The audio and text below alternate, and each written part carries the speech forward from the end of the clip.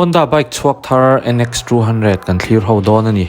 He bike hi ama CB200X ni trin kha ania. CB200X din to lawin tuna chuan NX200 aron ni to ani. Aming chuan he bike hi aron ti danglam nuala update chi sang aron da tela.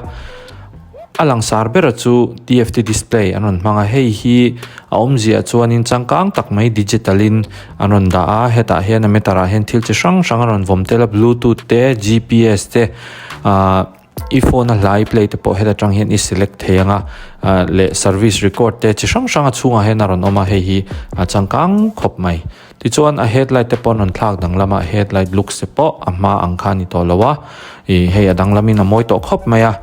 chuan an adot lea chuan charging port anon da tel to charging port hi type C charging port ani thung ani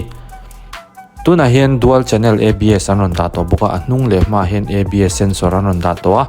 ABS hi chu aumzia chuan kongna la te lungthi la te lo brake thut ta la I brake slip lo tur khan computer in a lo venga nga chuta chuan accident laka te po aron veng thei don ani next hale chuan traction control anon da hei hi traction control hi omzia chu I bike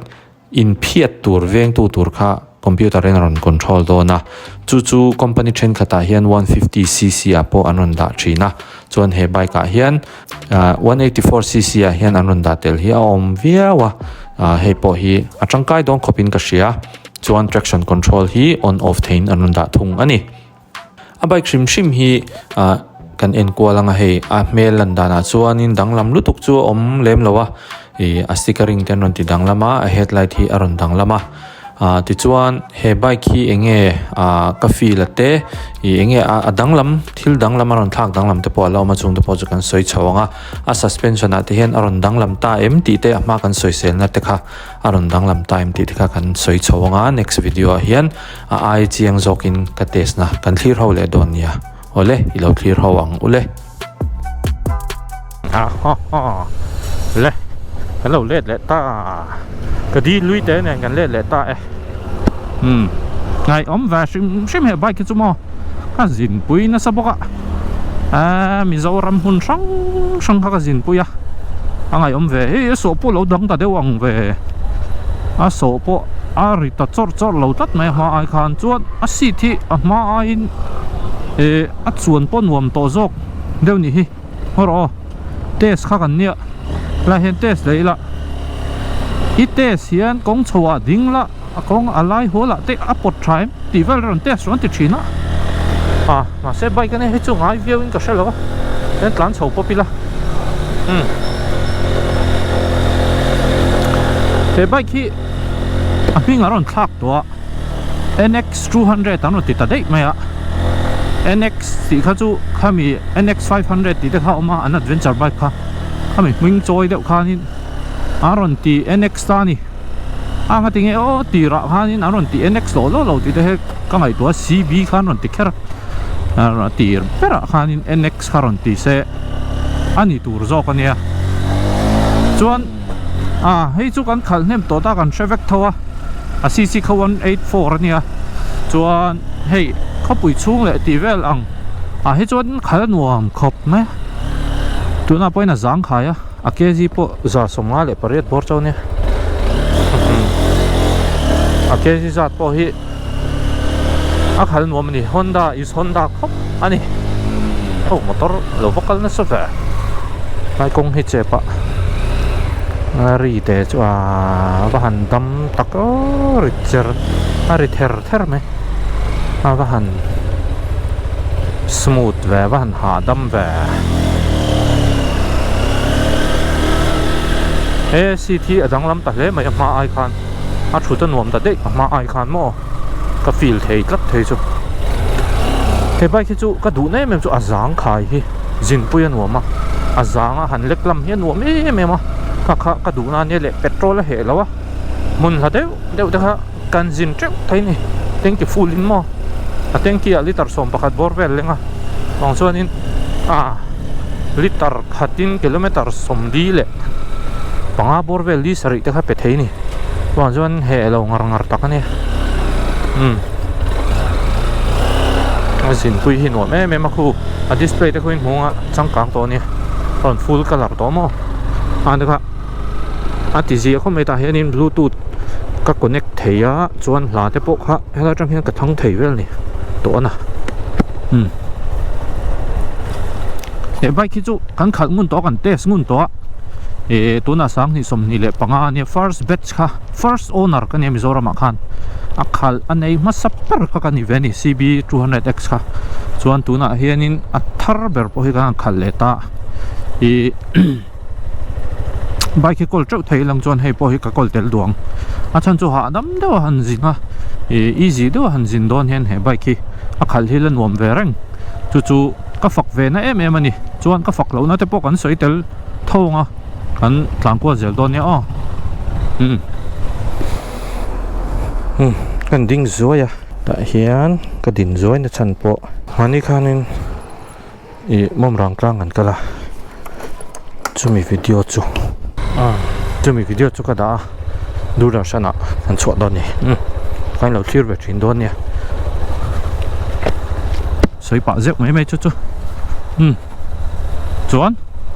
ka bike pakhat ven pa zoi la hei umon te tiang deuh evening walk tiang deuh khan ya tuna ri chuan kan review dan hi thui vak kha ani lem lo kha tianga enge that na te that lo na te han soi deuh thok kha ani me chan chu he bike phei chu kan mungun to ain lo ning palang te pokha kan lau ve deuh thin ma teng he ron ti kluk te point me the ma se a model thar anon ti danglam awang khan in kan hriat ve kha ngai mi puiten khami hriat na pa khan ni ve a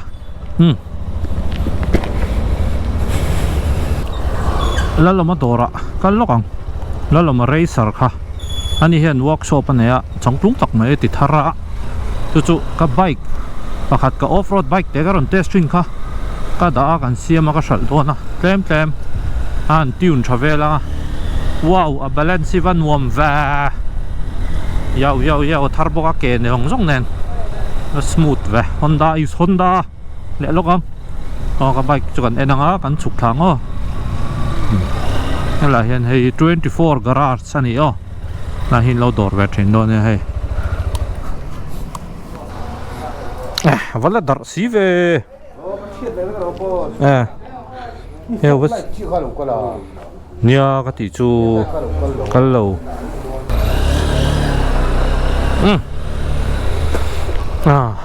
có off-road bike đấy khác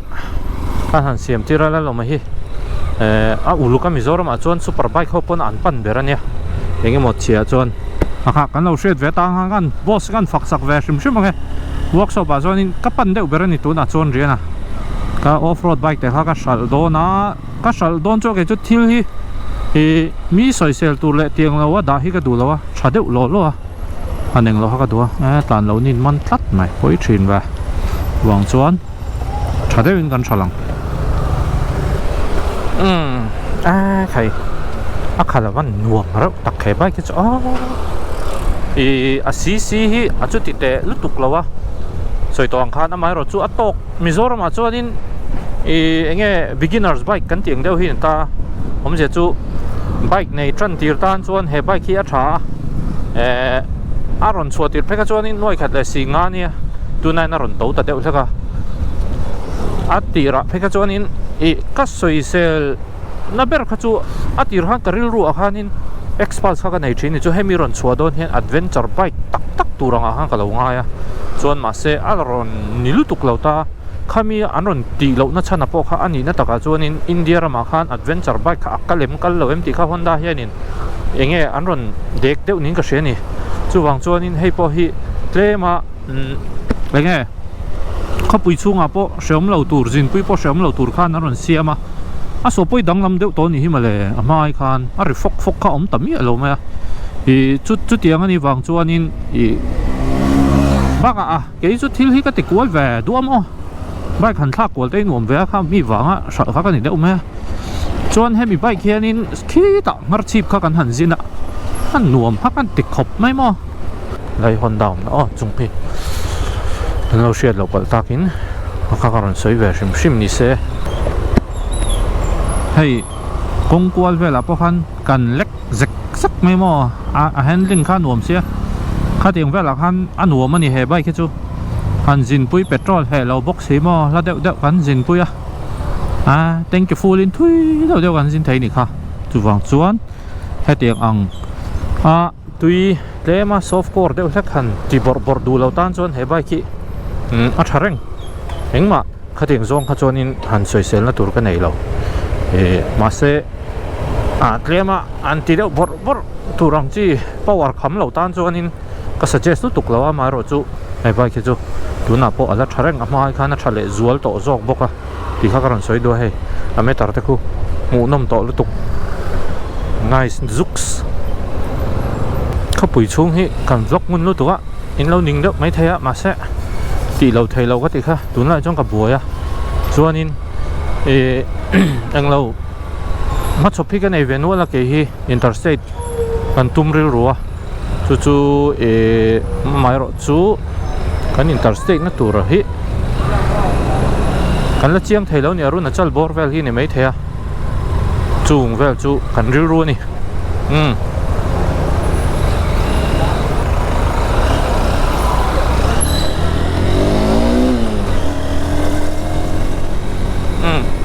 so chu danglam to ni he ka feel thei tat ama ai khan so nuam to tat me na power po hi that ve na chu a tre ve theia rpm a te hian kan chak pui ve thei lut tuk he bai ki mo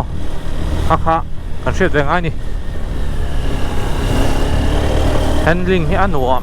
Honda chu mo an bike siam re rang hi quality sang thei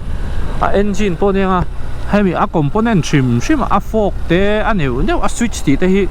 a quality sang Honda hi chu atlo pot lo chuan tuna hen offer neu an ne an offer ha ka soi thei hil tre but two wheeler taxi du tang khan Activa khan in cheng sang ni zanga off anon ne an exchange hi an kalpui boka exchange ti chu hemi an bike kha a thak theng thei ni Honda bike lei du tang khan in edilan eng bike po eng scooty po eng company po itan lui kha i va theng thea mai ro chu pek belangai don ta i pek bel khan khami is i lir thei lui kha avelun chu chak cheng khata tang khan in i choi tur zat kha an lo chu do ni chuan lon in all sam takin an thei boka an lon kha chola ti te chi sang HDFC IDFC ti ho ten thu tawa ho khan all sam takin an lo ti sak thei che chuan hemi bi ga hian in down payment kha singa tanga sing ruk te angai ve thatin kha chu akum mi than da na zerin kumli nga ni chuan sang thum zanga ti bor chovel ta khan arul thei ni chuan lon chung chang hi mi ron zot fo ma ka soi seng lo thina in hriat chen du chuan in hei tuna number ka da te hena zo theia kan han soi thuak thuaka a then phei chu a lo mom thowa Instagram vela hianin a bike zuar tu ma hi min ron ti ta thina sarlos i bike te khaila ne mi lakol em te hi ron ti mai thina poi thei kop me dealership a hian ka thok lo dealership a ka thok lo ti kha min lo hriat sak turing karon soi le ni ka zuar lo tlat ke chuan hei ka review kha in lo hriat bol thin parts man ta thengi mi ron zot thina part man te em hi chu min lo zot lo sham te ti kha ka soi tel du ni ka zuar lo ka thok lo chuan in nia an soi zelang na offer neu kha oma chuan in an product hi chi sang Honda hian en tur oma hindu chuan in petrol he lo chi hian kol hneman en ni hi chuan an product trim hi petrol hin ti he du lo hlom khop mai an 125 SP ti te phei chu liter khating kilometer somruk le panga te tlan thia ani lo an ti lutuk deuh ka ti mo tak chu ni veka chuan mani khanin Honda Activa kha an ron fakna khanin meichhe in Mizoram an leina sa ti kha comment sama khanin awa oi lo ve ti veka atam khop maya mai ro chu kha an lo survey alo dik ve tlat box ya an source kha en thein om veka me ron zot ro meichhe in an leina sa an ti ni chu Honda Activa khamo ka u roi te kha an confini chuan lại te kon in shortcut oma kan tlan ro ka ma hong ko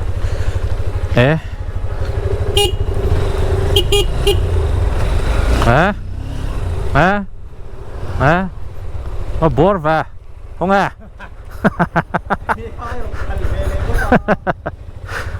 cần bay cái ăn cất mấy à không ai boss mò nice bay khi lâu trả nhỉ về là hiền về là po hi mà niệm mồm răng cần cởi khăn nhỉ boss ở trái tìm bay khi